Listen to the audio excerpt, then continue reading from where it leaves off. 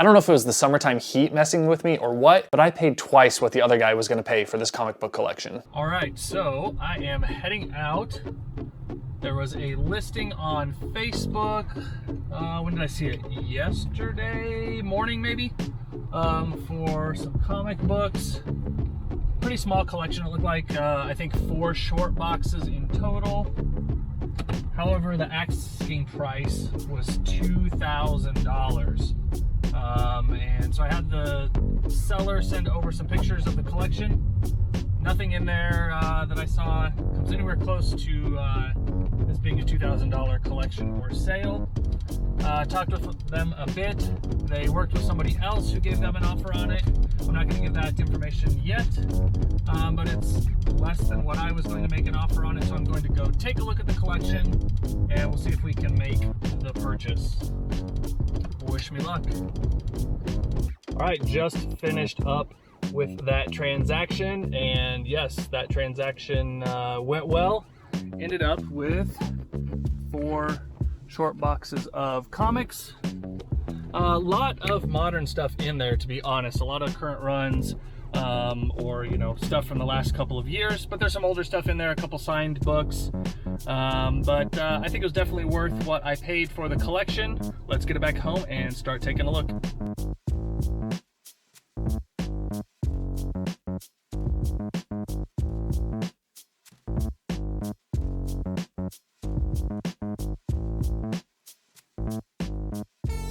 The cool thing about this collection though is it's a lot of like mini runs and just runs of different series. It's not a bunch of random books. There are quite a few titles in here, but a lot of them are like, sequential issues that I think I'm going to be able to bundle up and resell to make some of my money back on this collection.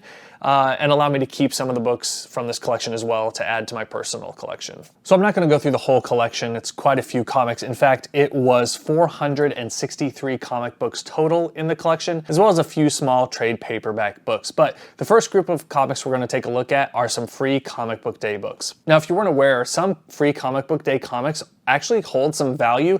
None of them in this collection do, but I wanted to point out just some cool ones that I thought were included in the collection. The first one being the Spawn #1 free comic book day version. Also had a few Spider-Man comics for free comic book day. Spider-Man and Venom, another Spider-Man and Venom, and then a very timely Teenage Mutant Ninja Turtles. Okay, the next group here is just some random titles and books that I didn't think fit into the other groupings that I'm going to show you later. So let's just get it started with this Rummage 2099. This is one of those parody comics, obviously making fun of the Marvel 2099 series. Next up is an X-Men #1, the Pizza Hut version. If you've watched any of my videos previously, I am a sucker for this and I will always pick it up, so it was kind of funny to see one of these included in this collection. I think I'm up to like multiple dozens of this issue #1, and I just love the wraparound cover on it and the artwork. You've heard me talk about it before, just a cool book there. Also included was this Max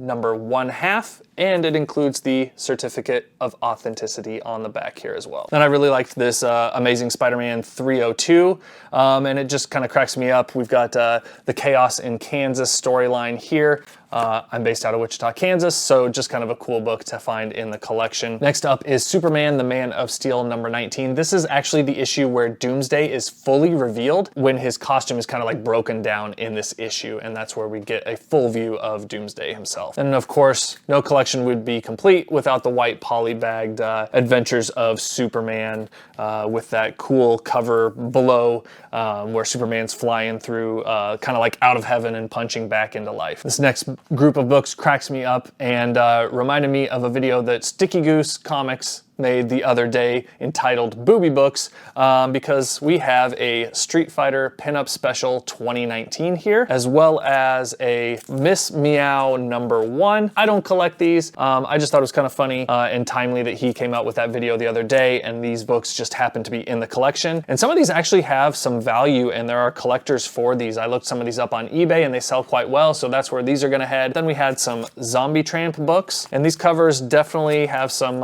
risque material on them. I've obviously got it covered up here, but there were multiple books of the Zombie Tramp run in this collection as well. All right, next we're gonna move on and highlight some of the runs that were included in this collection. And the first one up is Daredevil, the Man Without Fear. This is a 5-book mini run with work by Frank Miller and John Romita Jr. Just kind of a cool little mini set here with some awesome foil covers from the 90s. As always, I am a sucker for these 90s gimmick type covers with foil, embossing, holograms, things like that. These are in really nice shape. That's another nice thing about this collection is these books were in amazing shape and all bagged and boarded, which just makes purchasing and looking through these collections and valuing them a lot easier. The next mini series I wanted to highlight was Venom Funeral Pyre. This is another one of those awesome hologram covers that I can't pass up on. So we had issues 1, 2, and 3 of that series.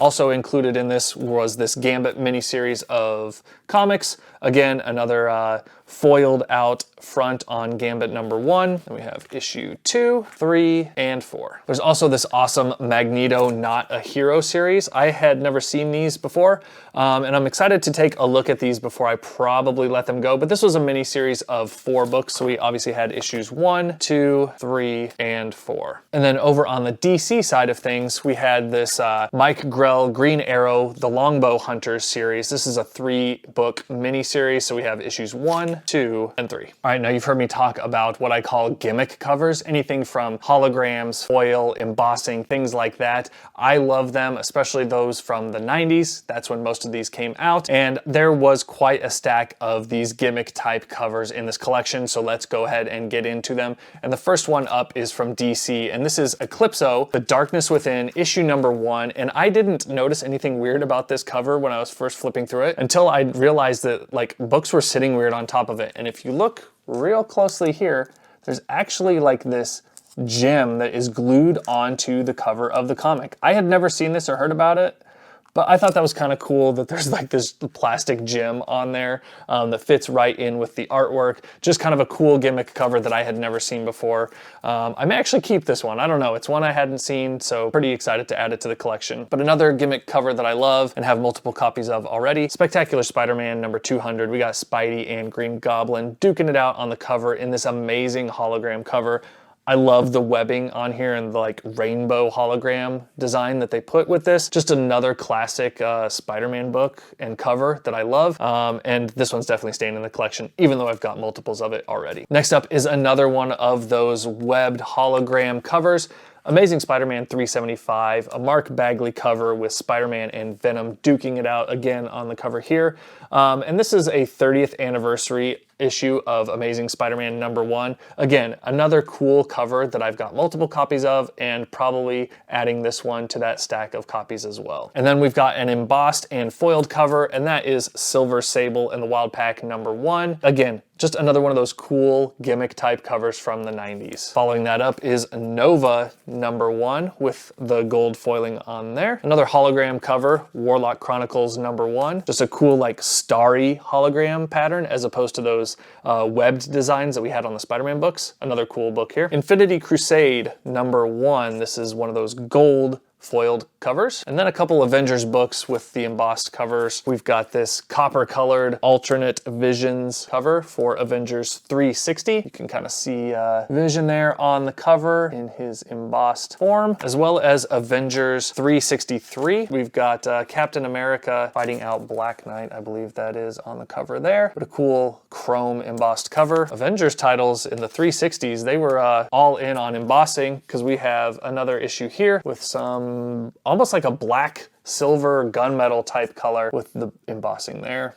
Again, another cool design. So yeah, I'm definitely a sucker for those 90s gimmick covers, and I always love adding them to my collection. All right, and the last pile of comics that I wanted to show off from this collection has to do with artists in the comic book realm, and they are some of my favorites. So I was happy to add a lot of these to my collection and see some of them as familiar titles. And the first one up is definitely a familiar title from Jim Lee. We have that X-Men #1, the wraparound cover here. Just an amazing cover, so iconic.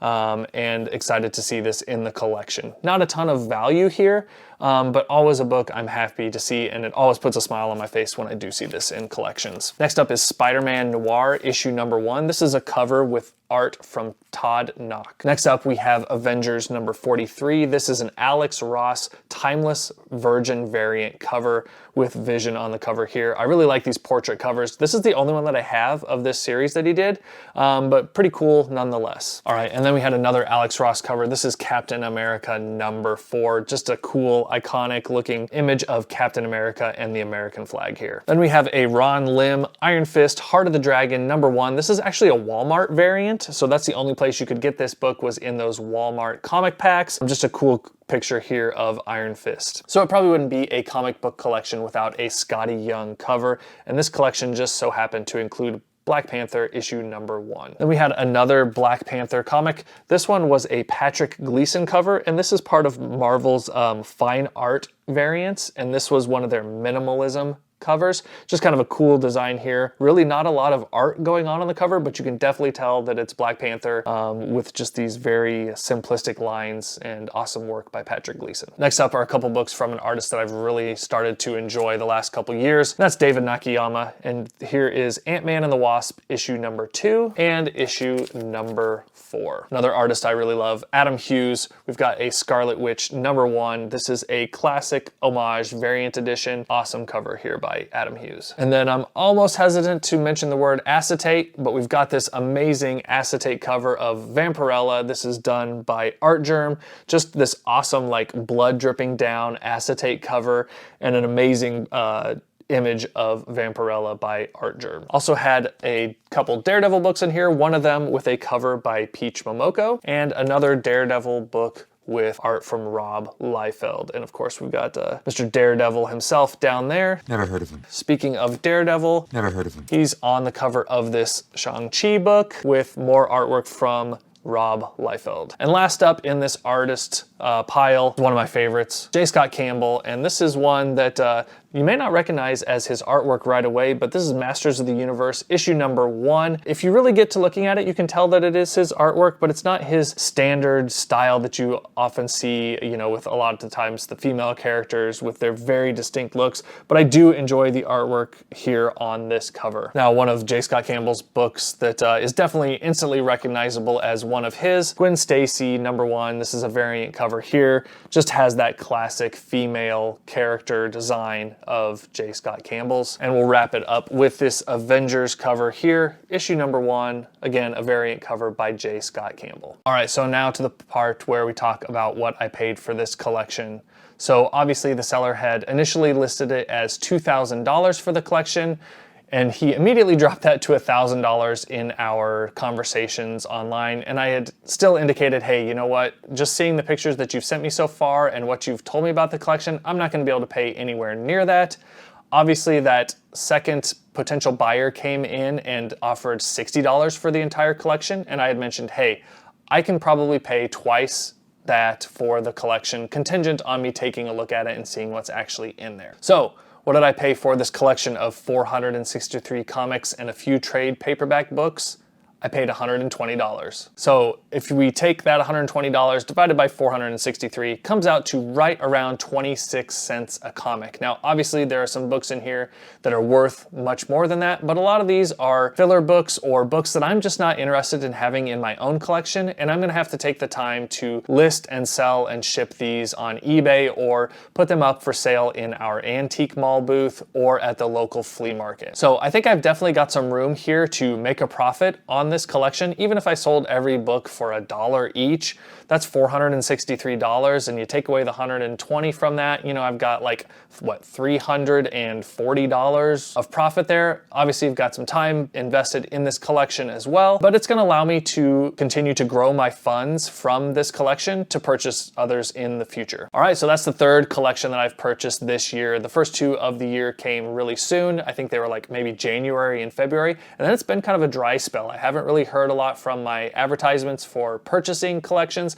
and haven't really found anything on social media as well. So I was really excited to see this one and happy I was able to purchase it. I'm gonna wrap things up, but I am going to point you to those previous collection buys of the year, and I'm gonna put one of them here and here. As always, I appreciate you guys watching this video. If you enjoyed this, be sure to give it a thumbs up. And if you want to see more content like this in the future, be sure that you're subscribed and even consider hitting that notification bell so that you know when I've released videos in the future. That's going to wrap it up. I appreciate you watching, and we'll catch you in the next video.